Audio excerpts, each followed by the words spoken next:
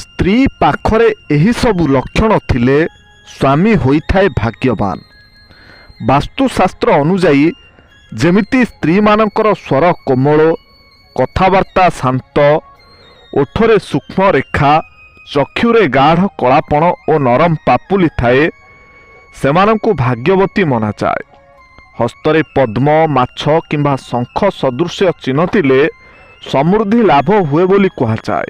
ଯଦିଓ ଆଙ୍ଗୁଠି ମଝିରେ ଅଧିକ ଫାଙ୍କ ଥିଲେ ଧନ ଧାରଣ କଷ୍ଟକର ବୋଲି ମନାଯାଏ।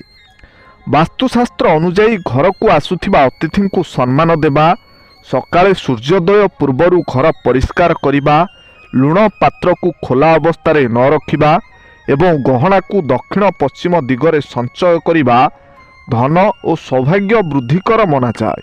ସେହିପରି ସାଧାରଣତଃ ଧଳା ପଦାର୍ଥ ଦାନ କରିବାକୁ ବର୍ଜିତ ମନାଯାଏ ଏବଂ ଲୁଣ ମିଶ୍ରିତ ପାଣିରେ ଘର ପୋଛା କଲେ ନିଜ ଘରକୁ ଶୁଭତା ଆକର୍ଷିତ ହୁଏ ବୋଲି କୁହାଯାଏ। ଜୀବନ କାହା ସହିତ ବିତାଇବା ଉଚିତ ଆସନ୍ତୁ ଜାଣିବା। ସେହି ବ୍ୟକ୍ତିଙ୍କୁ ବାଛନ୍ତୁ ଯିଏ ଆପଣଙ୍କୁ ବିକଳ୍ପ ଭାବେ ନୁହେଁ ବରଂ ପ୍ରାଥମିକତା ଭାବେ ଦେଖନ୍ତି। ସମ୍ପର୍କର ମୂଲ୍ୟ ସେତେବେଳେ ବଢ଼େ ଯେବେ ଉଭୟେ ପରସ୍ପରକୁ ସମ୍ମାନ, ସମୟ ଏବଂ ଗୁରୁତ୍ୱ ଦେଇଥାନ୍ତି। ଯଦି କେହି ଆପଣଙ୍କୁ କେବଳ ଏକ ପସନ୍ଦୀୟ ବିକଳ୍ପ ଭାବେ ଦେଖେ ତେବେ ନିଜର ଆତ୍ମସମ୍ମାନକୁ ସବୁବେଳେ ପ୍ରଥମେ ରଖନ୍ତୁ। ପ୍ରକୃତ ସାଥୀ ସିଏ ଯିଏ ଆପଣଙ୍କ ଭାବନା, ସଂଘର୍ଷ ଓ ସ୍ୱପ୍ନକୁ ବୁଝିଥାନ୍ତି ଏବଂ ଆପଣଙ୍କ ବିନା ନିଜକୁ ଅସମ୍ପୂର୍ଣ୍ଣ ଅନୁଭବ କରନ୍ତି।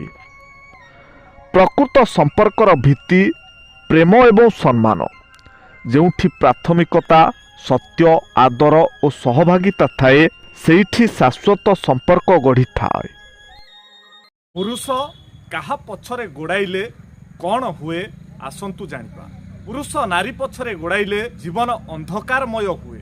ପୁରୁଷ କର୍ମ ପଛରେ ଗୋଡ଼ାଇଲେ ସିଦ୍ଧିପ୍ରାପ୍ତ ହୁଏ। ପୁରୁଷ ହିଂସ୍ର ଜନ୍ତୁଙ୍କ ପଛରେ ଗୋଡ଼ାଇଲେ ନିଜର କ୍ଷତି ହୋଇଥାଏ। ପୁରୁଷ କୁକୁର ପଛରେ ଗୋଡ଼ାଇଲେ ଅନିଷ୍ଟ ହୁଏ।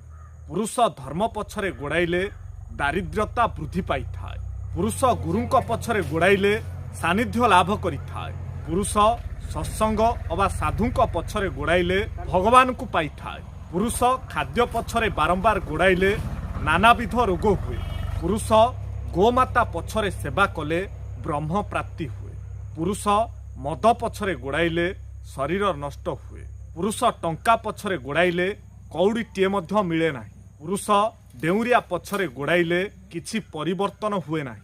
ପୁରୁଷ କୁକର୍ମ ପଛରେ ଗୋଡ଼ାଇଲେ ଶାସ୍ତି ପାଇଥାଏ। ଆଉ ପୁରୁଷ ଭଗବାନଙ୍କ ପଛରେ ଗୋଡ଼ାଇଲେ ଶାନ୍ତି ପାଏ। ତେଣୁ ସାଙ୍ଗମାନେ ଆପଣ କାହା ପଛରେ ଗୋଡ଼ାଇବେ ସେ ନିଷ୍ପତ୍ତି ଆପଣଙ୍କର।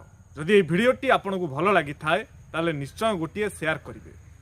ଆଉ ଭିଡ଼ିଓଟି ଆପଣଙ୍କୁ କିପରି ଲାଗିଲା କମେଣ୍ଟରେ ଆପଣଙ୍କର ମୂଲ୍ୟବାନ ମତାମତ ଦେବାକୁ ଜମାରୁ ଭୁଲିବେ ନାହିଁ।